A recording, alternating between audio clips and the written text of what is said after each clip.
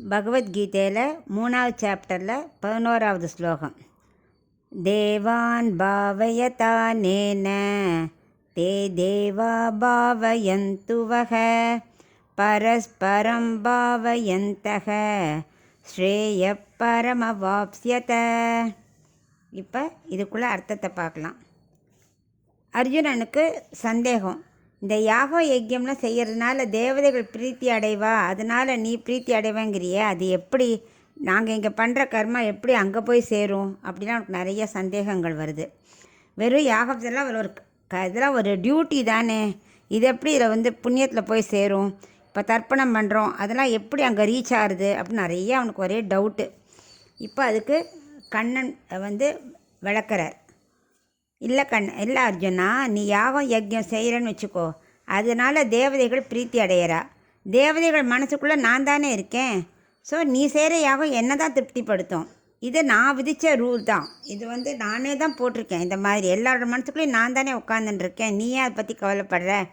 இப்போது ஒரு பையன் எக்ஸாம் எழுதுகிறான், வருஷம் முழுக்க நன்னா படிச்சிருப்பான், ஆனால் அதெல்லாம் அவள் யாரும் கவனிக்க மாட்டான். அந்த 3 மணி நேரம் அவன் எப்படி எழுதுகிறான் அப்படிங்கிறது யார் விதிக்கிறா? அரசாங்கம். ஸோ அந்த சட்டம்ங்கிறது அரசாங்கம் விதிச்சிருக்கா மாதிரி நான் ஒரு சட்டம் விதிச்சிருக்கேன்.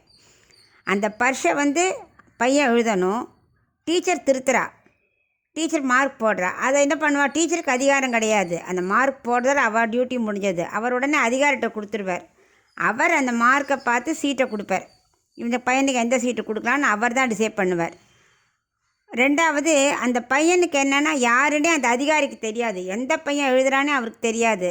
ஆனால் தேவ பூஜையில் எப்படின்னா, தேவ பூஜை நீ பண்ணியானா தேவர்கள் சந்தோஷப்படுறா, அவள் ஹாப்பியான உடனே அவள் நான் திருப்தி அடைஞ்சுட்டேன் அப்படின்னு எனக்கு மெசேஜ் வரும். நான் உடனே என்ன பண்ணுவேன்? உனக்கு மோஷம் கொடுக்கறதுக்கு அதிகாரம் இருக்குது, என்கிட்ட தான் அதிகாரம் இருக்குது. ஸோ நான் அதை கொடுப்பேன்.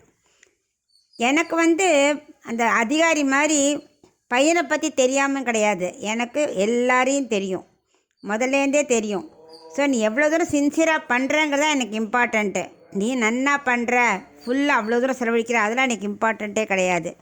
சின்சியராக பண்ணுறியா, அதை வச்சு தான் நான் உனக்கு மோட்சத்தை கொடுப்பேன்.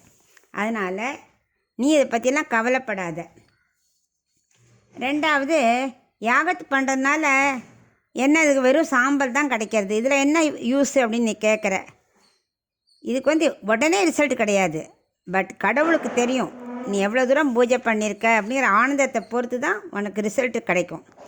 அப்புறம் என்ன சொல்லியிருக்கேன், கர்மா நீ செய்யும்போது பற்று இல்லாமல் செய்யணும், அப்போ தான் அது ஞானத்தை கொடுக்கும், அந்த ஞான மார்க்கம்தான் உனக்கு மோட்சத்தை கொடுக்கும் சொல்லியிருக்கேன். அடுத்த பாயிண்ட் என்னென்னா, கர்மா செய்கிற மூலம் இங்கேயும் நீ அனுபவிக்கலாம், ஏன்னா நல்லா ஏர்ன் பண்ணுற. ஸோ இங்கே உனக்கு நல்ல சம்பாதிச்சு நல்ல ஹாப்பியாக இருக்கலாம்.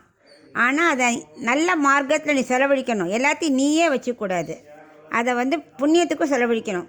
அந்த மாதிரி யாக யஜ்யம் பண்ணி பிரீத்தி பண்ணி எல்லாம் பண்ணி நீ பண்ணியானா அது என்ன சேரும். ஸோ வாழ்க்கை முழுக்க உன் பணம் உனக்குன்னு நீ வச்சுக்கூடாது, நல்லத்துக்கும் செலவழிக்கணும், அப்போ தான் மோட்சம் கிட்டும்னு அவனுக்கு விளக்குறார்.